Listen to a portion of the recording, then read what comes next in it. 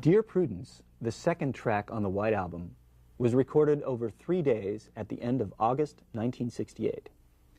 It was one of the group's first tunes recorded on an 8-track tape machine.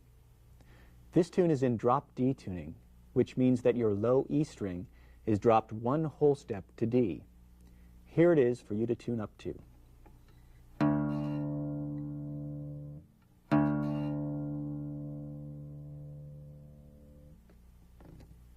As the jet plane at the end of Back in the USSR fades out, the intro riff of Dear Prudence gradually fades in. Here's how it sounds up to tempo.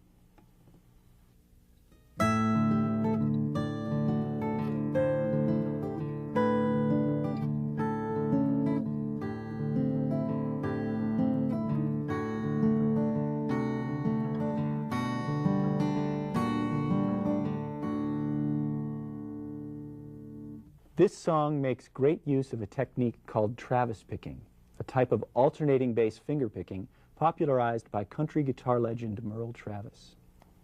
On Dear Prudence, we're going to use our thumb to alternate between bass notes on the lowest 3 strings. The pattern goes 5th, 4th, 6th, 4th, like this.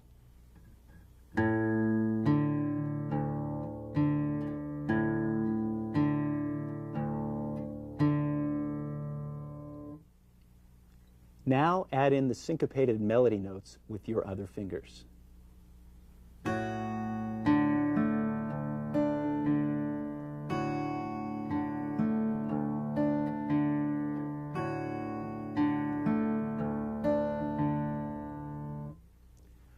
The opening phrase of Dear Prudence is built off of 3-note chord shapes on the top 3 strings, with bass notes on the open 4th through 6th strings. These 3-note shapes are actually triads of common chords over the pedal D5 bass notes. The first one is an A7.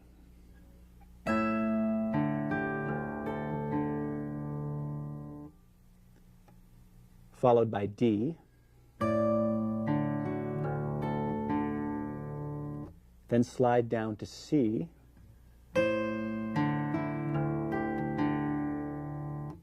G, A, C,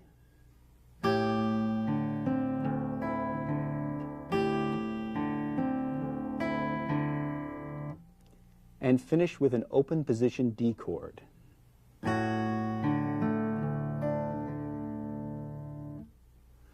The last 2 measures of the intro are the foundation for the verse sections of Dear Prudence. They start off with a D chord, walk down to a D chord with a C in the bass,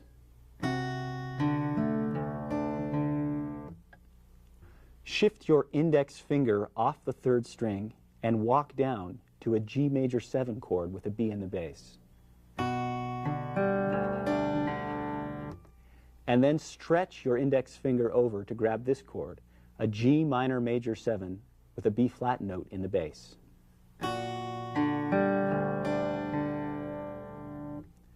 The verse starts with the 2-measure verse theme played 5.5 times. Here's once through the verse theme.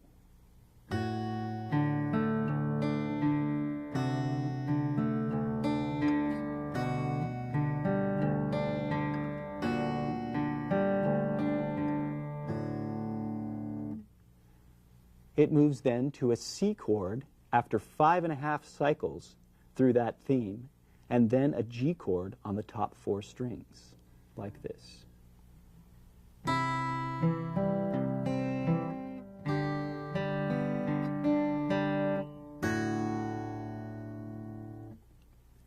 Here's one cycle through the verse theme, moving into the half theme that ends with the C and G chords.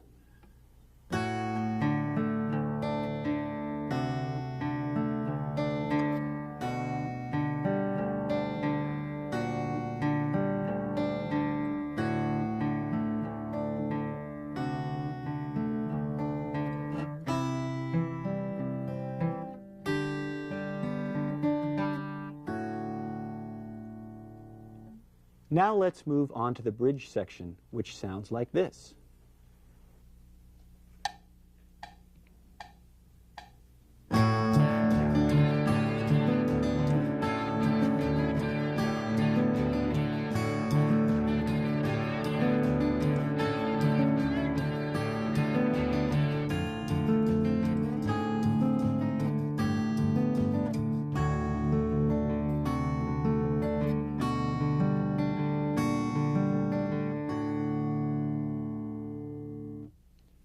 The bridge starts on a D chord, moves up to a G chord with a D in the bass, then slides up to an A chord with a D in the bass, slides back to the G,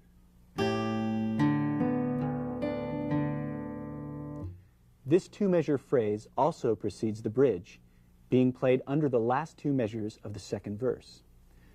The bridge plays through this phrase 2 times before moving to an F over D in the bass, then sliding this shape up to play an A flat chord with D in the bass, sliding back to the G, and then back to the verse phrase.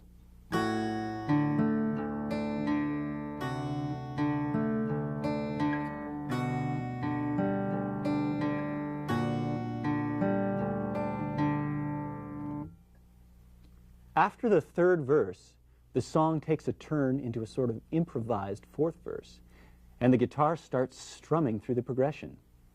Here it is with the backing tracks.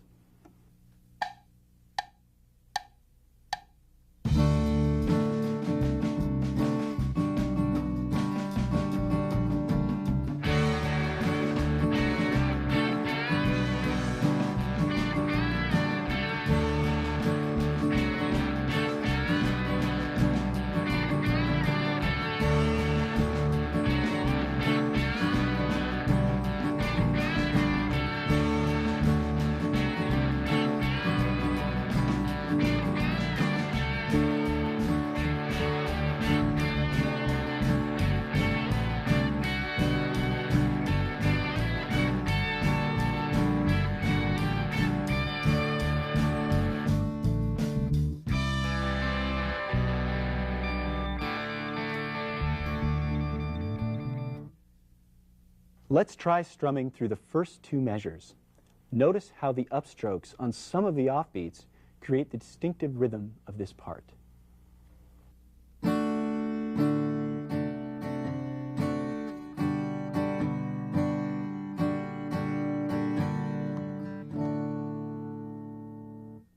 This 2-measure phrase is played once coming out of the third verse, and then repeated 4 times underneath the fourth verse. Then the same progression is played once more, but the chords are drawn out to a whole measure each, making the next phrase 4 measures long, like this.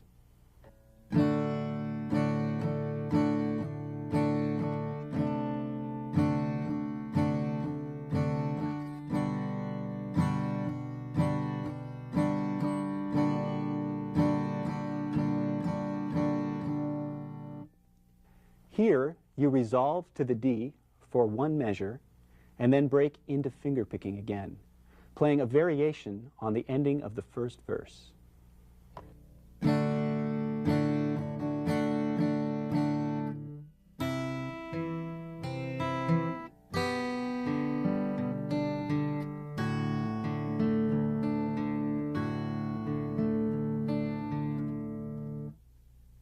Now, the 4-measure outro sounds very much like the intro phrase.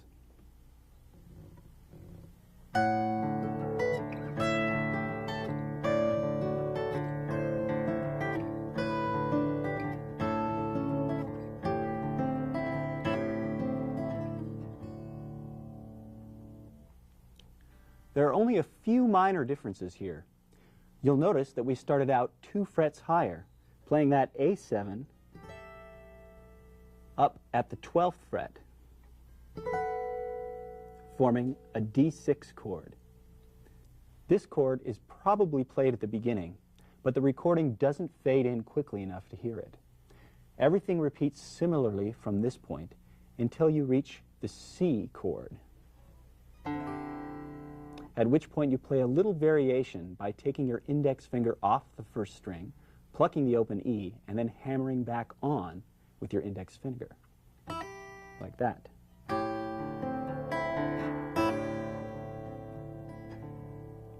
And then it fades out before you resolve to D.